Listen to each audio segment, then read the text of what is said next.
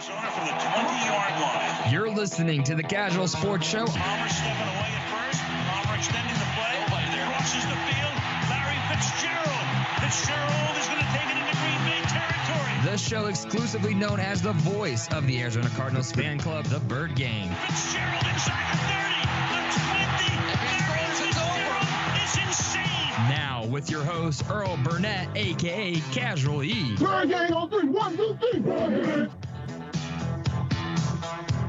Greetings, Bird Gang, and welcome to another lovely Monday night with your favorite Monday night show, the only show in the Valley that gives you all the Bird Gang news, what's going on with the Bird Gang, from tickets to tailgates to events, charitable events, you name it, we get you the scoop. Of course, also your Arizona Cardinals, Phoenix Suns, and everything else happening in the world of sports. The Casual Sports Show. Earl Burnett, Sean McConnell. Yay, yay. All right. And you know how to stay in touch with us. And we are on Facebook Live right now. As always, you can also hit us up on our 4 avenues, Facebook, Instagram, Twitter, and of course YouTube, the page we have for YouTube, all with the same tab, Casual Sports. That's Kazual with the Z at the end of the word, sports. And go ahead to our website at www.ksrnaz.com and download all of our mobile apps for the iOS and Android for your phones, for mobile phones. So that's how you can keep in touch with us. Go live and hear the show live. If you can't get us right here on the Facebook Live, go ahead and to the website and listen to us. Just click the live button. It'll be right there for you. What up, man? Man, I'm doing good. I'm trying to get, that full beard like you are there. It goes all the way around. I can't quite get it. I'm working on it, Earl. I'm working on it. Right now, okay. I'm looking at behind me, the Suns game. We're down by 6, 2 minutes left in the second to the Celtics with the one-loss Celtics. Oh, no, they're 2 losses now. 2 right? losses now? Okay. I didn't know they played yet. I thought they had another game yet, but over the weekend to the Sacramento Kings. Oh. Yeah. Yeah, they're trying to make a statement here then, huh? Probably. Or they're a little ticked off, maybe. I don't know, but we'll see how that goes out, and hopefully the Suns can pull that one off and that'd be a good resume win right there. Well, that'd be a really good win. Yeah, a really nice one. So let's do what we normally do and find out what else is going on in the world of Arizona sports.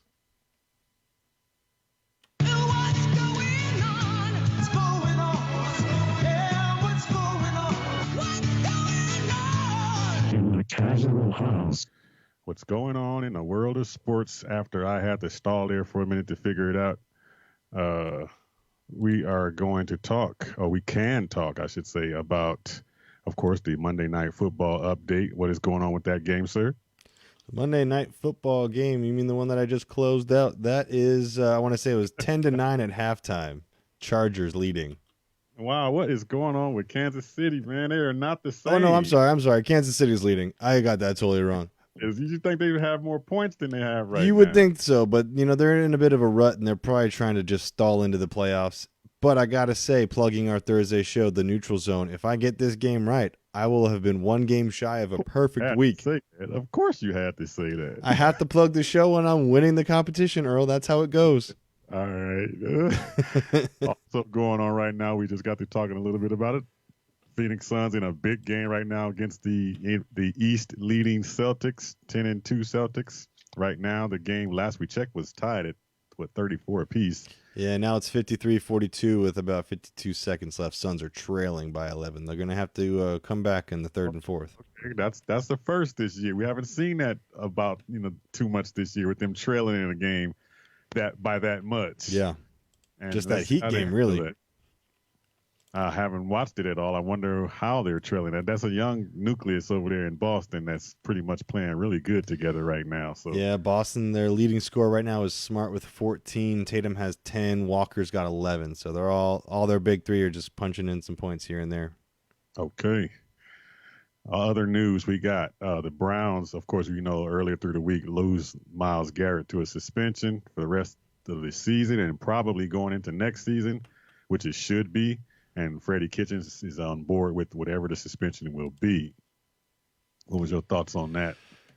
I'm here. So when things like this happen in sports media, it tends to be a big wave that comes one way. And then after a couple of days to a week or so, then the wave crashes back and goes the other way. Have you noticed that Mason Rudolph kind of started some of this? Yeah, everybody. And Myles finished it. Yeah, why he didn't get suspended?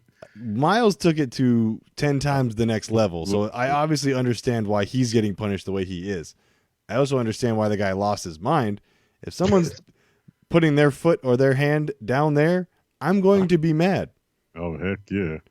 So is that what happened? There was cleats into the groin.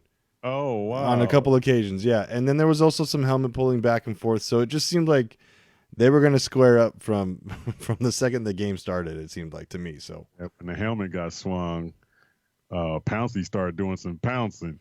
Yeah, he got a suspension coming as well. I actually listened to the JB and Benny Blue Review podcast that you can get exclusively on KSRN. And JB was talking about how if he was Myles Garrett, he would have dropped the helmet and gave him a 2-piece right in the face and got it over with. And that would have been probably a little bit less of an offense, if you're being honest. Playing this season, if that was the because you use that helmet as a weapon, you just took that to the next level. That really, I mean, you have not seen that in a. You've seen it in NFL games, but you have not seen that on a primetime game like that in that type of situation. It was just kind of shocking for me to see. I couldn't believe what I was watching. You've seen guys throw helmets. Certainly, and miss connecting on helmet hits. Oh, throw a helmet in a direction of another player and purposely miss because they don't really want to hit nobody. Myles wanted to hit somebody. Going straight for the head. Yeah. Now, you got to factor in that the NFL has been going through this protecting the head thing for how long now? You can't protect the head if the helmet comes off, Earl. So that doesn't. The reason why that suspension is so brutal right now, because that's where it stands right now, is because of the protecting, concussions and all those things that they're protecting from. And then you go with a helmet directly at somebody's head with that type of force. Luckily, you didn't hit him on the crown of his head with the crown of that helmet. I tell you what, Mason Rudolph woke up the next morning like,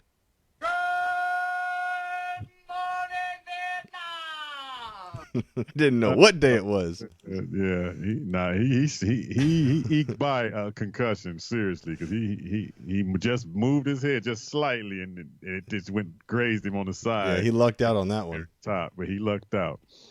But I'm pretty sure that's going to be a topic, of course, for next season because it's going to be he has been suspended indefinitely. So they have not said just this season or how long for next season as well. So we'll see how that. That's when you send your kid to the room and you don't have any intention of them coming out of the room until they've thought long and hard about what they did. Basically.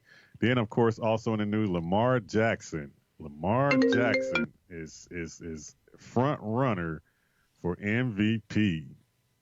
Is that proper?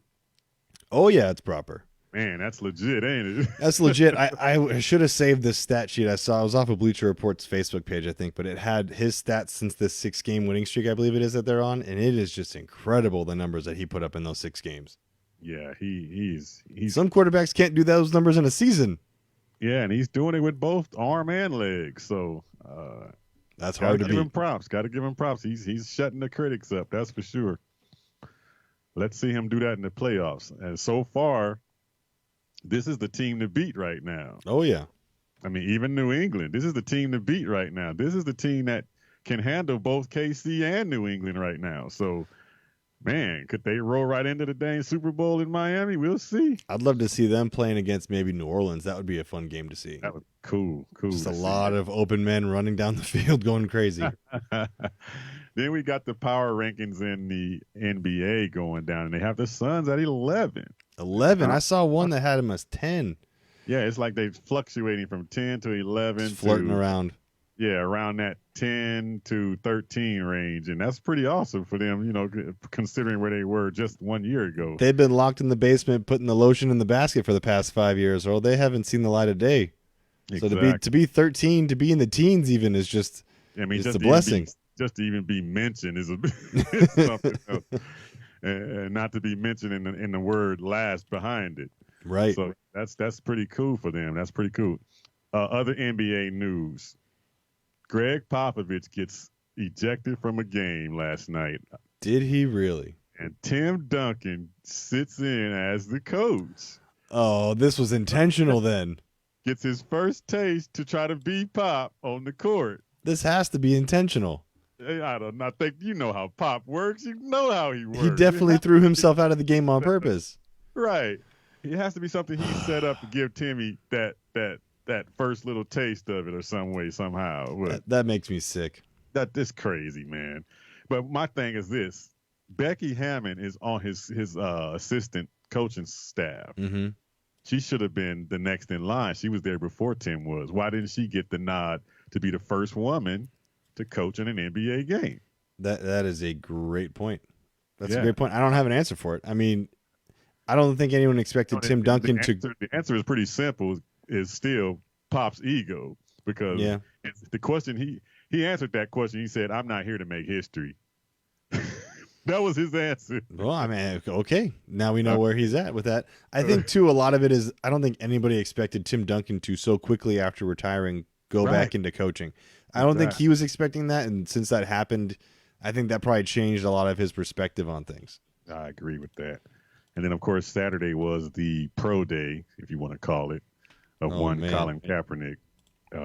He changed the location within the last hour of the workout, and it caused a lot of stir. What's going on and why this thing continues to just be weird is one good way of putting it. Why does this thing continue to be weird? Why does he just not stick to one thing, try to get back in NFL and do that and leave it at that? Why is it always some other little caveat, something else has to be going on all the time? Yeah, and I mean, at the time, everyone's going to get a second chance, it seems like, with the NFL, and you blew that chance. That was your chance to get as many eyes on your film as possible, whether or not it was your film crew, the NFL's film crew, liability waiver, no liability waiver. If I was him, I'd do whatever it takes to conform to get back on that field. If that's really what you wanted to do, you conform. If you really want a job, you dress up in your best, you do your best. You say the right things, even if you don't necessarily mean them. But if you want the job, you will do what you need to do to get the job. Exactly. That's my view on it. I agree with what Ed's saying on here. Ed is saying diva. And divas just want attention. That's all that is. If it was really a cause he was standing up for, he would stand up for that particular cause and stay with that particular cause instead of bouncing all over the place and trying to be in the spotlight when he wants to be in the spotlight, and trying to keep everybody, guessing where he's at and what's going on, and then to blame everybody else, the NFL, and all of what's going on and making this whole conspiracy thing come out. I think it is the diva factor, because do you think he actually had any intention of trying to make the NFL, or was it more just to get more publicity or whatever it is? I think he wants to see the NFL react to him and give him and see if they are really. Were they really blackballing him? And he can prove his point that they were blackballing him. And if he proves his point that they're blackballing him, then he'll say that's what happened. I told you. And then if they let him back in the league, it's going to be about, okay, they just let me back in the league. But it's crazy how he has this thing going two different ways. Yeah, he's putting the NFL on notice right now, and in so many words, putting the ball in the NFL's court right now. He would have had a better chance proving the blackballing thing by going to their workout and letting them reveal the film however they were going to do it. And if they all turned it down, no, and somehow he finds a way to get that footage leaked to the people, then okay, you have a case to build. They are blackballing you. But by changing it and now having, what was it, a third of the people that were going to show up, right? And you show what you showed. And you're not going to prove anything. Controversial stupidity. I mean, he shows up with the shirt that's got Kunta Kinte on the front of the shirt. Yeah. I mean, dude, okay, leave all of that stuff alone. Do the workout. Try to impress a team and get on. That other extracurricular stuff, those teams are still looking at that crap and they're not going to want that stuff in their building. Yeah. Why do you think this whole thing has been a group thing to begin with? Because one team was not going to have the dang guts to come out and be that one team that takes all of this media attention. Yeah. So they kind of made it easier for him to ease his way back in, and he kind of screwed that up. So, I mean, I don't know, man. I just think now he's taking it to a level where I can't even look at it as, oh, he's standing up for something good now. I look at it as this is Colin Kaepernick trying to get the world to look at Colin Kaepernick again. You want to hear the Stephen A. Smith take? This is Yeah, I actually agree with Stephen A. Smith. Like, this is one of the few times that he said something that I agree with. It's over a minute long, so if you don't want to play it, we don't have to play it. But he ended up getting in a little bit of a. It's got a few seconds. All right, I'll play some of it. Here we go. So let me get this straight. Colin Kaepernick has been working out all of this time. Him, people in his camp, his close ones, loved ones, everybody talking about he wants to play football. He wants to play football. He's ready to play. Just give him the chance. So what does the NFL do? Recognizing that teams need a shield because they need something to hide behind, because they know that, guess what? If we bring this brother in for a workout and we don't like him or we don't want him, who knows what we're going to get accused of. And then he goes on to get louder, as Stephen A. Smith does, and goes on to say that he really doesn't want to play. That's his opinion, is that Kaepernick doesn't actually want to play for the NFL. And Eric Reed had a clapback for it.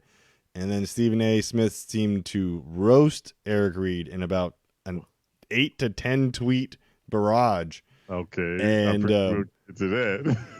It's a lot to read, but I can read it for you in the next segment or two if you'd like. It's a lot. I can. We'll check a few of them out. Yeah, it's insane. In the meantime, that's what we can talk about. We've talked about it. And, of course, when we come back, it has to be about another loss for our Arizona Cardinals. Another heartbreaking loss for our Arizona Cardinals. Man. Another win that they should have had. It just keeps going, huh? The trend. Stick around, Bird Gang. We'll be right back. We're going to talk to your Arizona Cardinals. We'll be right back.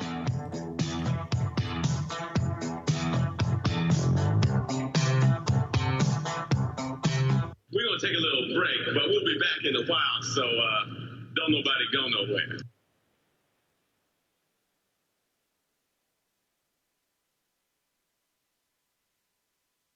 MPX, a neighborhood joint located at 4717 East Bell Road, is not just another restaurant. It's a community partner and gathering point. At MPX, everything is made from scratch. The menu is a creative spin on traditional American classics. Every item on the menu has a story behind it. From Ashley's Biscuit Chili, raised short ribs, to the PB&J French toast, there's a new favorite waiting for you. In addition to being the ideal neighborhood joint, MPX is committed to uplifting the community, partnering with local schools, hosting benefits, and give back. If you're looking to schedule an event, MPX, a neighborhood joint, is the perfect location to come together. And while you're there, be sure to check out the 195-inch TV. For more information, call MPX at 602-788-7134. Visit www.mpx.life. Follow us on Twitter at MPXLife. Like us on Facebook or stop in. Again, we're located at 4717 East Bell Road in Phoenix. MPX, the official neighborhood joint of the Easy Sports Talk Show.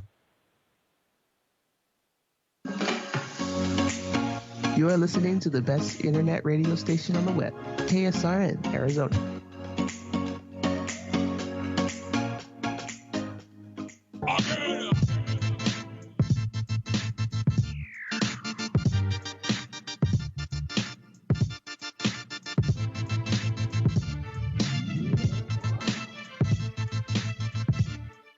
Welcome back into the Casual House, Bird Gang.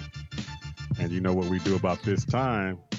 We go back and relive the Arizona Cardinals game that went down on Sunday. Man, another heartbreaking loss, man.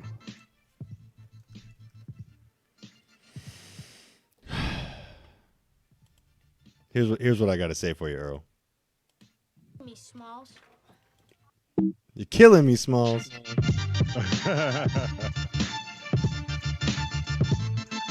What the heck is going on with the dang audio? Okay, there we go. My bad. Okay, so yeah, another one of those heartbreaking losses for our Arizona Cardinals, to where again I say this again, the offense does enough to win a game, but yet the defense still has not found a way to control the tight end and to stop a screenplay. Earl, I was waiting for you to say something. I have things to say, but do I know how to say them? No. Vance Joseph, he has to go. Yeah, we go to talk about that. It's been your message for the last 3 weeks. At least 3 weeks. There's this ideal that they need to subscribe to, that you can't play your scheme if you don't have the players to play your scheme. That's true. The Cardinals do not have the players to play Vance Joseph's scheme. Last time I checked, we do not have a Von Miller. We do not have a Aqib Talib when he was still kind of good. We don't have those players to do what Vance wants to do. Right. So change your scheme or hit the road. Right. That's what I got. I was gonna go into this highlight thing, but I think I'm gonna skip that because we already know what happened in that game. And I'm glad you started right there with Vance Joseph, because now the question's gonna be, what do? You have to stick with this guy the rest of the season, right? And next season, right? Because you don't want to take this same defense with another defensive coordinator and start this thing all over again. It would be in the same boat we were just in this year again. Unless you give Vance Joseph another shot with reloaded tools that are actually, capable of doing what he wants them to do, like you just said. Okay, but then that pushes my question back to you. Pat Pete is not the corner for Vance Joseph's defense then. You got him playing zone. He is not a zone corner. That means Peterson's gone. Right. So you're looking at an offseason where you're losing David Johnson, Patrick Peterson, maybe Larry Fitzgerald to retirement. I don't know so much David Johnson. Well, I'm just saying, if we re-sign Drake and Chase Edmonds is good to go, I think those are our two. What do you do with the contract, though? That's a lot of money to just let you get somebody to jump in the bed with you and take it from you. Yeah, I mean, we're still paying Steve Wilkes too, but it seems like a Cardinal thing to do. A lot of people, aren't we? Yeah, we are. I'm pretty sure Sam Bradford's somehow still getting a check. I don't know how that works, but he's still getting one. Oh man. Well, okay. So after that game, and this is something I noticed. Okay, let's kind of recap the game instead of doing the highlight. All right. The key points. We come out and do what we've been doing the last, pretty much since the season started. Started strong, and and you come right out the gate. The offense looks like it's moving the ball. It gets in position, and there's always some mental error, a penalty, or something that stops a touchdown drive. So red zone stops. Yep. So we stop ourselves in the red zone with get a field goal. Christian Kirk's illegal block, which I don't think was a block, which I didn't think was illegal. But anyway, and then we get a field goal. But yet the defense was game in this game for the first 3 possessions of this game. Yeah. They were game. They got San Francisco off the field in 3 plays, and then they came right back and got the touchdown, missed the field goal, extra point, of course, so they were 9-0. And then from that point, they could have increased that lead a little bit more.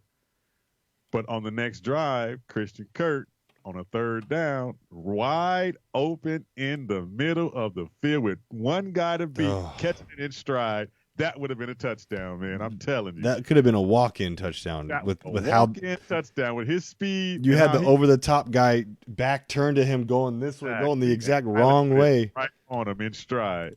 He catches that ball. Man, that 16-0 lead could have easily been 23-0. And they could not have come back from that.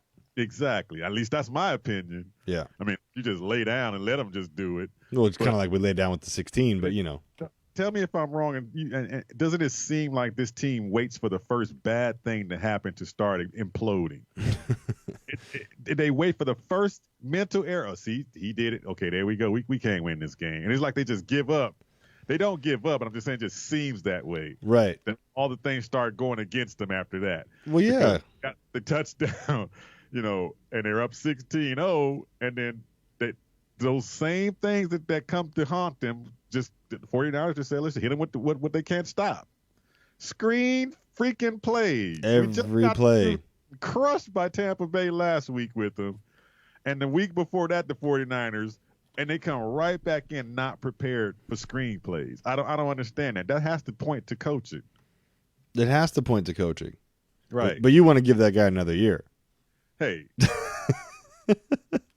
When you have a team that's underachieving on defense, I mean, the 49ers took advantage of them because they're over-pursuing. When they over-pursue, they're trying to do too much. Yeah. And they want to be around that ball. They want to get there, but they can't. They're over-pursuing. So all that offensive coordinator's doing is just sending them in one direction and doing the screen the opposite direction. And they're wide open. I mean, those screens are going for 30-plus yards every time.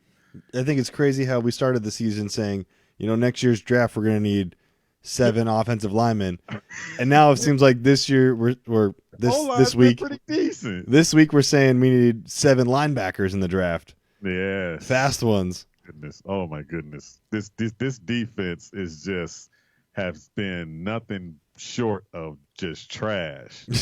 I mean, those three. Did you say trash? Those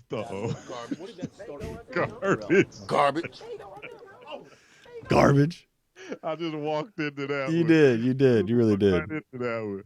Yeah, but they have been nothing short of just like you said, garbage. I mean, it's amazing. Those 3 possessions in that first part of that game was the first time all season, one quarter, both offense and defense were cohesive together. Yeah. And you got a glimpse of what this team could look like if they play like that. And I was really encouraged going into that and watching it. Then the real defense showed up. But then still, just watching if they can get stops periodically in a game. They're not going to stop everybody and shut nobody out. Right. But stops at crucial times in the game. 3 and out. Interception. Exactly. You got to do what you got to do. And it's, I'm going to go a little broad and go overall in the future here, big picture. Mm-hmm. I think actually a losing season, one that equates to about 3 to 6 wins for Kyler Murray and Cliff Kingsbury, is going to do them a whole lot better than it would have them going 9-7, 8-8, 10-6 around there, because then they think, oh, everything we're doing is great. We don't have to learn anything. Just keep doing it. And then the second year happens, and whoa, right. People have film on you. Instead, they're learning on the fly. They're learning what the holes are that they need to fix next season, whether that's Keim or Keim's replacement. They're learning what those are. And Kyler's getting comfortable with the speed of the NFL. Cliff's learning how to call an NFL game and have time management and figure out all the little nuances, the different penalties that there are. This is, right. I mean, no one should have expected this to be a playoff year out the gate. This was a reset of a reset. Right. It was going to be messy. And JB got my hopes up in the beginning of the season, saying, we could actually surprise some people. And I believed him for about a week, and then the season happened. And, but overall, this is going to be a good thing for Kyler Murray. I'm comfortable with him as our quarterback. I can say that. Absolutely. But on the defensive end, it's really hard to put the finger on one thing or one guy or Vance Joseph alone, because there's so many things when you look at it. This defense has issues all around the whole thing. I mean, they can't get adequate pressure consistently. They're only getting pressure from one side of the field. The linebackers can't cover any tight ends. They've given up 12 touchdowns and a bunch of yards to mediocre tight ends, backup tight ends. Any tight end, exactly. It's not like they're playing, Hall of Famers. I mean, they're giving these touchdowns up to just anybody that's in the tight end position. Frequently and often. The DBs are always one step behind reading routes. They just don't get their heads turned around. That can point to coaching, but it still can point to the guy's just not that good. Yeah, well, young too. That was on Peterson, right? Yeah, Peterson. Not Patrick Peterson, the other Peterson. Evan Peterson, who just cannot. If he turns around and plays the ball, he's got an interception. He turned around, it was just too late, and then the ball hit him in the head and then bounced around. And then they can't cover screens. I mean, they did a good job at stopping the run finally. But Yeah. they can't cover screens. But again, they made Jimmy G look like an all-star. I mean, he had 4 touchdowns and over 300 yards passing. His Right. 2 best games of the season are against us. Now, who does all that point to? That's players, right? It's both. It's players and scheme, right. though. And here's the main kicker. They just don't tackle good enough. Somebody's got to be teaching them how to tackle. That's Pop Warner, isn't it? It should be Pop Warner, but, you know, who knows in these days. They just allow every quarterback to throw over 350-plus yards. So it's a lot of holes on one side of the ball. Give me one hole that's on the offensive side. Just the black hole of David Johnson where he went. Right. And that's been kind of taped over with a better running back. With a Drake point. Band-Aid. Yeah, with a better running back at this point. So on the offensive end, I mean, if there's anything that you can point to on the offensive end, it would be just mental errors on the offensive line. Somebody's jumping off, mental errors those guys are doing that are taking points off the board. But other than that can get cleaned up because on a consistent level, consistent basis every week, they're getting better. Yeah. But the biggest is where it's all laying at. It's all laying on this defense, man. Everything. What was your thought on the, cover 0 blitz? He finally blitzed, cover 0 blitz, but in a situation where you had to force them to kick a field goal, and instead you just give them literally a Red Sea parting for a touchdown. I hate to be the one that's the negative guy in the room. That's usually me. But I'm telling you, God is my witness. I called that play 2 plays before it happened. Oh. I said, you can just see it coming. I said, this defense, you can see it coming. And I said, it's going to go right down the middle. And my wife's like, what do you mean? I said, watch. It's going to go right down the middle. Where every way it's going to end, it's a touchdown down the middle. That's exactly what happened. I mean, why do you blitz all of a sudden in the red zone? When you can just go ahead and play what you've been doing up until that point, and you have a better chance at holding them. Yeah, a better chance at holding them to that field. You have to hold them to that field goal. You don't take a risk right there. You're a team that doesn't blitz, and you're like, yeah, let's try it in the red zone when the game's on the line. Let's see what happens. We saw what happened. Here's my questioning: why didn't Cliff Kingsbury take control and override that type of call? You heard it in the headset. Why are we blitzing? I mean, and not only that, the type of blitz he called that puts Chandler Jones in coverage. Yeah, of all the people to not blitz. I mean, it's like, okay, now Chandler Jones does not cover running backs coming out of the backfield. You know what it is? He thinks Chandler Jones is Von Miller. And that's it. That's got to be He's not Von Miller. Right. And then you have 22 yards to cover to try to defend, and you take the middle safety out of the middle of the field. That's how I knew it was going straight down the middle. Yeah. Because he brought the dang safeties up.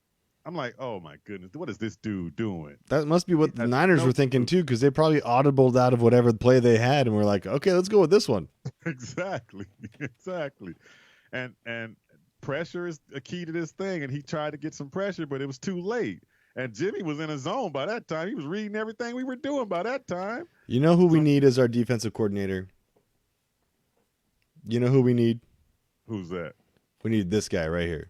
Uh-oh.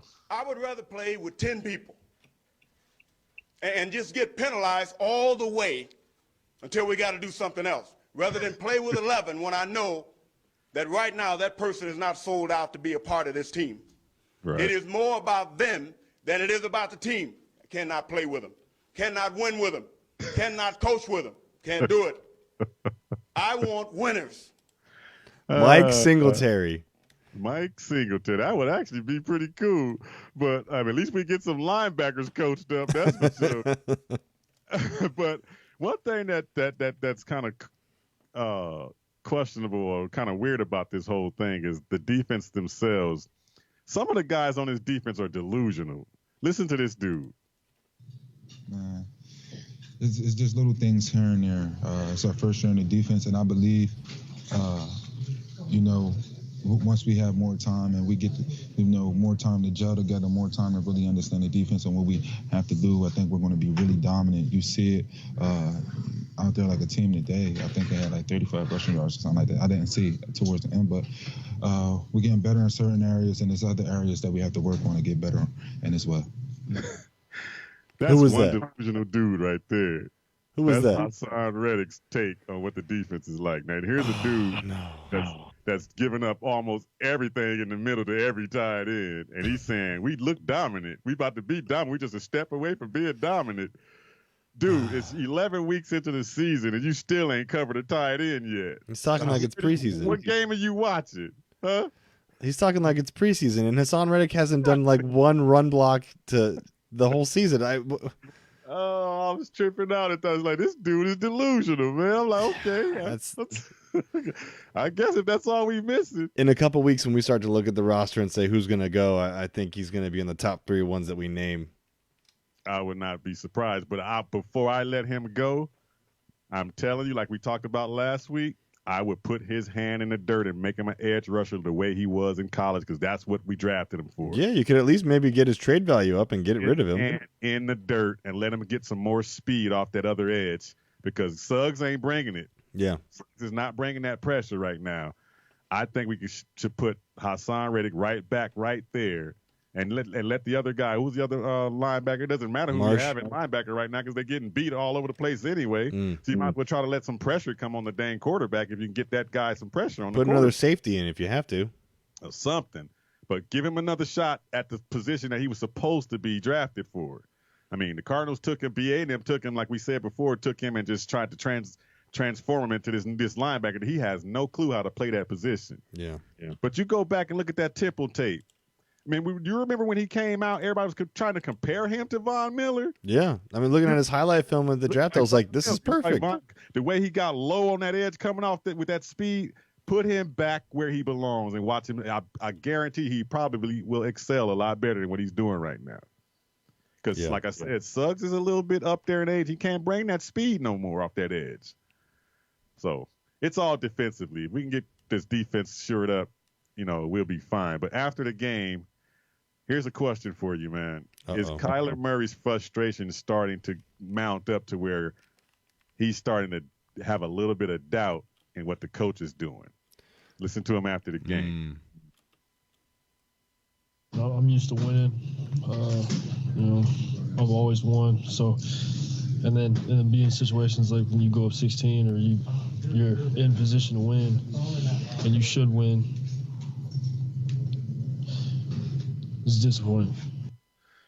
Man, you can just see it in his face. You can hear it in his voice. And I'm telling you, in the third quarter, the cameras were kind of moving around, and I saw a interaction between Kyler and Cliff, and Kyler was blowing him off. He was trying to talk to him with that encouraging stuff again. Kyler was like, nah. He was shaking his head with a no and threw his hands up like whatever and walked away from him. I was like, okay, now that is a little alarming.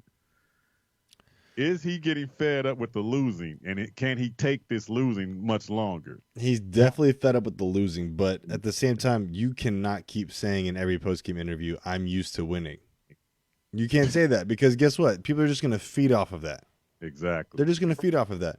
Now, this Cliff Kyler thing is supposed to be a match made in heaven, but as we know with any coach and any quarterback, not all relationships are perfect, so I'm not going to say that there's smoke there yet.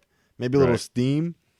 But if anything, I think he's, he is frustrating. He was heard yelling out in the locker room that he was mad, and I don't blame him. If he was really upset about something, what do you think he was upset about? Is it play calling? Because there's a play in that game in a crucial down in that third quarter where if we get when we got the other field goal before, we made the score. I think it was we made it 19-17. Mm-hmm. And there was a back shoulder play that we texted about. Oh, yeah, to Isabella. Knowing that kid's been struggling running that route and every other route, why would you put him in that position in that crucial point of the game? And why does Cliff Kingsbury run plays for a guy that's having trouble with routes when you have a veteran on that team that can run that route in his sleep? Mm-hmm. Why are they not putting Larry in more positions when the game's on the line? Could it be Kyler looking at it like that? Like, what's the play? Why did we throw it to that guy when we got this guy over? It kind of looked like he was frustrated with the play calling. See, to me, I don't take it that way. I was taking the quote almost at face value where he's saying, when we're up 16-0, you expect to win. That's a reflection of your defense. If you're up 16-0, your defense should at least hold them to 7 points and end the game 16-7. Right. So Kyler's going, I'm a rookie. I got all these rookies. I got to put up 35 points to beat the Niners. It's not going to happen against that defense. Right. I'm talking mainly about the frustration between he and Cliff on the sideline. Maybe he's mad that he's not yelling at Vance. I don't know why we're blitzing. Well, why don't you tell him why we're not blitzing? Oh, man, you're crazy. But Kyler played another stellar game. I mean, another sound game to where it was enough to win a game. Yeah. And he was dropping dimes in that game like he was dropping dimes in every game. Did you see the one to Farrah Cooper in the first half? My goodness. He throws it and he pulls it back like he has it on a rope and he's just kind of fishing with it. Slingshot, like, boom, drop that in the bucket. Yeah, and he's not lining it up on a passing yardage standpoint, but he's definitely got control of the ball and he does not make a lot of bad decisions. He may sail a couple here and there, but he sails them where they're safe, which is really important to have, which is why now his jersey's in the Hall of Fame for that record that he broke as a rookie. That's kind of cool. That's actually pretty cool. For the record, David Johnson also has one of those, and we're talking about him leaving, so it can happen to anybody.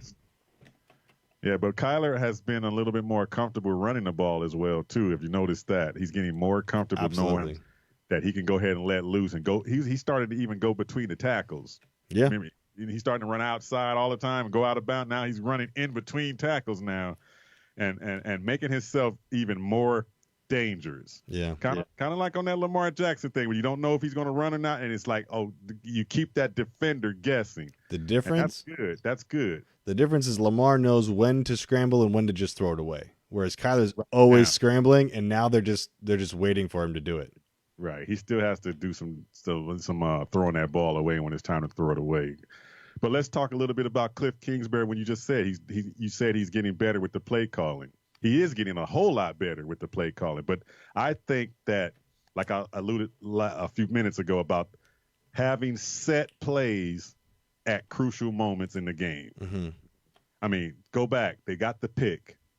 They were up. 4 minutes to go. And we pretty much went conservative. Yeah. I think you got to have plays right then and there that you were killing them in that passing game all game long. Why did you hold back? You got Larry Fitzgerald on your team, who, by the way, has, over the last 3 games, 17 targets and 17 receptions.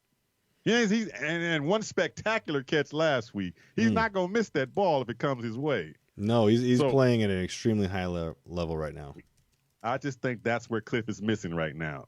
When it's crunch time, pull out a play sheet that has crunch time plays on it, and Larry Fitzgerald's going to be number 1 on that list. Yeah. Has to be. And I thought they were really conservative. Hand off two times, and now, of course, you're in third down territory. They're going to come after Kyler, and that's what they did. They came after him and they sacked him. Now you're kicking it right back to him, and then that's the ball game. You know, not many football players have a IHOP commercial. Watch this. Nice hands, Larry. You stupid. Nice hands, Larry. Oh, man. But let's talk a little quick about building a franchise. Yeah. You're building a franchise. We're talking NFC West. Take Russell Wilson out of it. Those other 2 quarterbacks, you have to know you've taken Kyler over those 2 quarterbacks. You would think, right? Exactly. I mean, Goff and Jimmy Goff is not looking good right now. Those dudes, to me, they're okay, but I will take Kyler any day over both them dudes any day. Yeah, and a lot of it's obviously going to be about system, and I think we need to give every coach-quarterback relationship a good 3 to 4 years to really, make sure that they're all ingrained in it and they know and they got the right pieces. Because the points that I was making on Facebook today to some people that were really ticked is, not just the defense, but the offense has players that don't necessarily fit their scheme right now. And that's going to be up to the offseason and whoever's running the offseason to make those decisions, i.e. David Johnson, i.e. Patrick Peterson or Hassan Reddick, whoever is sticking out now as a sore thumb, might not fit the scheme that you're wanting to do. And if you're going to keep the coach that is on that respective side of the ball, you have to get the players to fit your scheme. It's a balancing act for sure. Right. Okay, before we get off the Cardinals, let's jump on, of course, the elephant in the room and get on what took place in the game with one running back. Now, listen to David Johnson. This is before that game. This is during the week, during the practice, coming off of the Bucs game. I think you haven't been as decisive as you should be. I think just, trying to do too much, trying to make too many reads instead of running. Different coaching styles, just trying to do as much as I can, read the whole too much, instead of just playing football. Is it a bad game? Yeah, just a bad game. Just a bad game, not everyone's perfect. And biggest thing is what you do after a bad game. And I think, like I've always said, man, every running back we've had more weapons on the field. And he's shown, that he's obviously a great player for us and, just being utilized more ways for both of us on the field would be great. This time I'm back now. We're both going to be on the field, and I think we can both, have more energy on the field because, he's not going to have to do everything and be out there even when he's tired. And, that'll be great for us. Man, hearing that he's just saying, I'm back now, and we both going to be on the field. This is during the practice before that game. So yeah. They didn't tell him anything. they didn't let him know. they didn't tell him what the game plan was going to be like, that you were not going to be involved in the game plan, heavily like he normally is. Yeah. Or that you're not even the starting running back anymore. They didn't tell him that. I mean, his benching last week pretty much alluded to that, and Cliff did that last week. But I know if I'm the running back, and when this is this week, and then you hear him you hear the coach in the presser saying this is his best week of practice and all that blah blah blah. Now you figure, okay, I'm gonna get my shot again, and he don't even get a chance to touch the rock. Yeah, and it's interesting that he was actually willing to allude to what you and I have been saying for the past year, is that he's been dancing around too much, making too many decisions. He knows. He overthinks things, and we get it. But what Cliff had to say about the second benching was it's not so much as what he's shown us. Drake, like I said, played really well against them in the first game, being the 49ers, if you remember. And so we wanted to get him going again in this game, and said David is part of this offense, and we have to find a way to make sure he's playing at a high level and that we can get him the football. Well, you can't get him in the football if he only gets about 3 snaps. And you got what you hear what you just said. He said we have to make sure he's playing at a high level, and then we can get him involved in his offense. So he's not playing at a high level right now, so that's why he's not touching the ball. Some people are thinking that he got too big in the offseason because he is a weightlifting, machine. He just loves lifting weights, that he got too big and slowed down. Yeah. So you think, how much of this really starts to play in your mind when you're starting to think this dude just got really content with getting that contract and getting comfortable knowing that he's the man on this team and it's just going to be here. It's his job and ain't nobody going to come take it from him. I mean, you can even tell when he's talking about Drake in that interview, when they asked him about Drake, oh yeah, he's a cool dude and blah, blah, blah. And now that I'm back, and it's like, he still thinks he's the man. And It's like, do you think he got really content with that contract?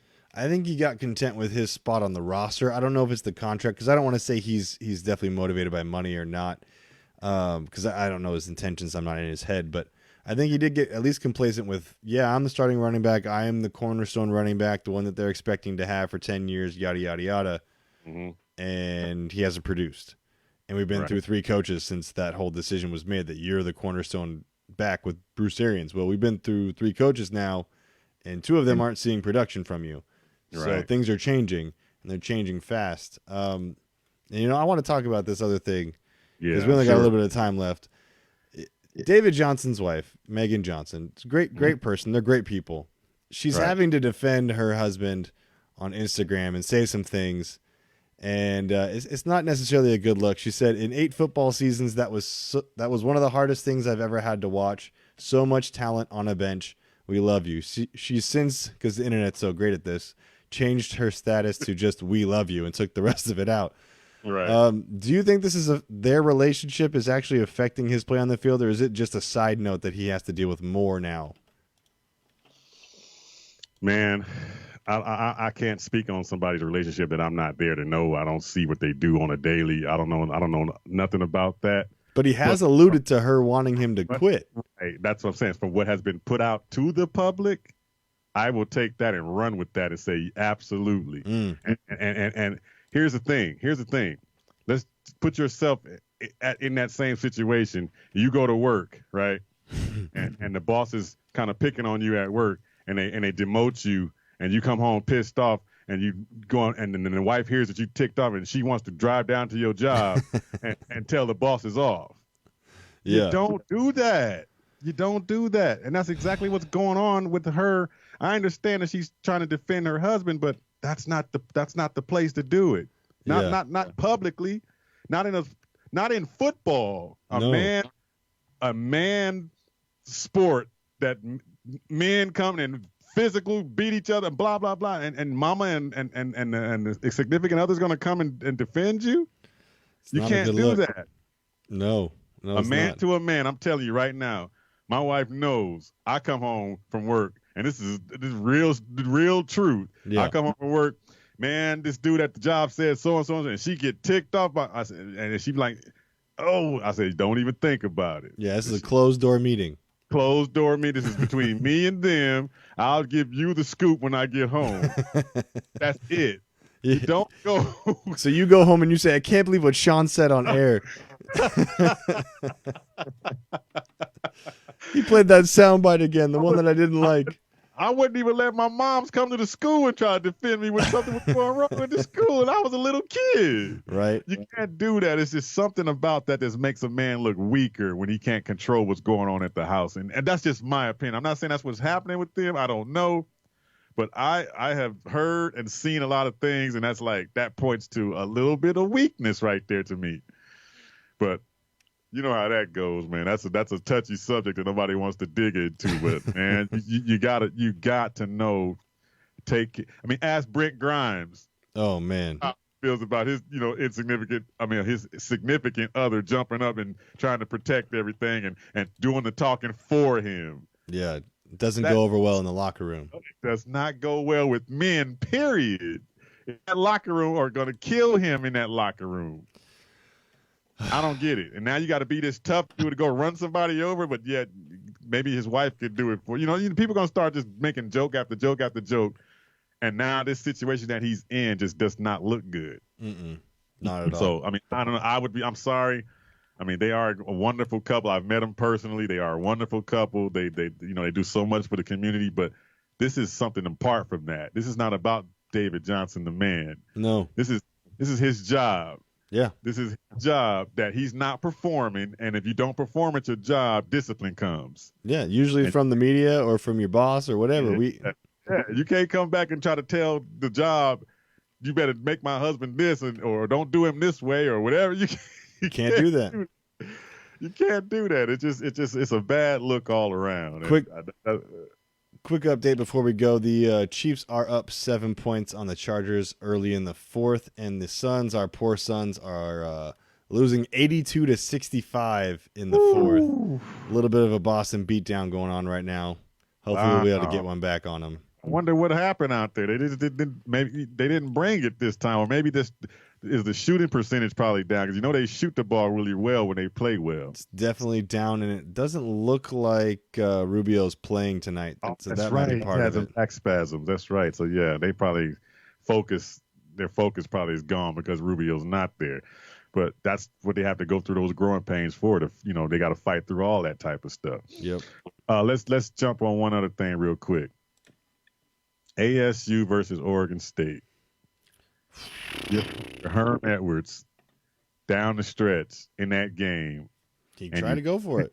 Do you actually go for that, or do you go ahead and go into overtime with what your defense has been doing up to that point?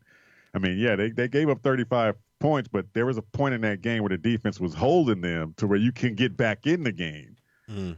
And so if the defense was doing that good, why don't you give them the chance to go ahead and get you into overtime? It's hard to say. You know, some of the coaching is so psychological where you have to, you know, kind of psych the guys up a bit. It's kind of weird to risk it on that type of game when you're still trying to be bowl eligible. And I mean, he did. I get why he did it.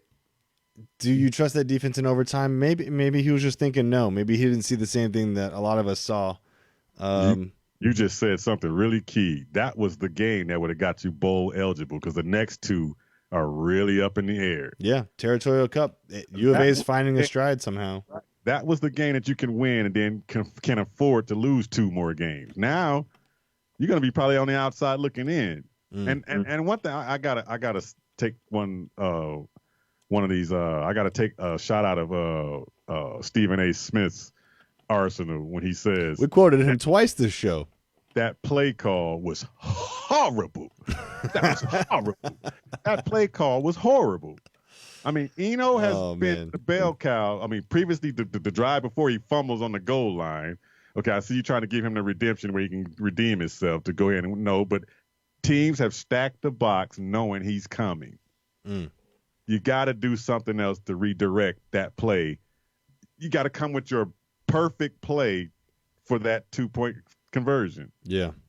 I think what Herm might be doing too is because this season isn't necessarily, I wouldn't say it's a lost season, but compared to how it started and how it's finishing is a little bit of a lost season now, a lost opportunity. So I think what he's trying to show is at least that this is a coach that's going to give offensive players every chance to put points on the board. Right. And to go for a win like that, it's something exciting to see for recruits. Like, hey, he's going to go for a chance for, you know, big, exciting plays. And sometimes when you get on those national games, names get remembered. It helps in the draft process. You become a little bit more famous in that sense. That can be enticing to players like that. So I think that might be part of it too, is he's thinking for the long term and not for the short term. So you don't think he's harmed or hindered that at all? No. Think he'll hinder that at all finishing 5 and 7?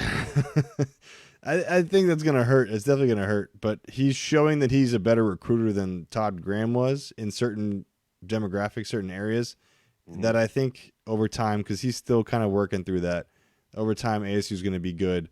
It's just it's a long, slow process. And the Pac-12, no one in the Pac-12 is in a hurry. So right, you're talking about a team that was 5 and 1. Yeah, at one point, and going to finish this season out on a 6 or 7 game losing streak. Yeah, that is brutal. Because next week's game, there's no shot in that game. I mean, we talk about a ranked team that's trying to get up into the ranks or trying to fight their way into that national championship, standings or somehow trying to scratch their way in there. No way they're going to lose a game, to ASU. Right. And then the week after that, the Territorial Cup could go either way. So, I mean, that's going to be another high-scoring affair. So, I mean, man, it's just really disheartening to see him not give that defense a chance. I mean, when he says you play to win the game, well, you play to win the game by extending the game. That is a way to do it. And you wait until there's absolutely no chance for you to win that game, then you lose it. But you still had a chance to win it by allowing that team to tie it up and go into overtime. You don't know what could happen in that overtime. You have no clue. But that's me. But come on, ASU. Exactly. Get it together. Oh, man. Anything on social media real quick? 1 minute to go. Yeah, last thing I'm going to end with Bird Gang Jared, friend of mine on Facebook. He says, I'm not happy with a losing team, but I remember all last season thinking that this was the worst team I've ever seen since they arrived in '88. That is not what I see now. I see a beginning of what could be special. Go AZ Cardinals for life, baby. Somebody put that in every last Bird Gang fan. Because I've been seeing a bunch of stuff. Somebody saying we should get rid of Kyler and bring in Kaepernick. And I mean, I'm hearing all kinds of crazy stuff, man. I'm like, okay, come on. Are y'all watching the same game? Come on now. Man. You're listening to the Casual Sports Show. Earl Burnett, Sean McConnell. We do this every Monday for y'all right here on KSRNAZ.com. And we will get you next week. Cardinals are on a bye week, so of course we will not have a Cardinals game to talk about. So we will probably be talking about what to come for the team or where should we be going in what direction on an off season. But stick around for us next Monday, and we will be looking for you. See you next time. Peace.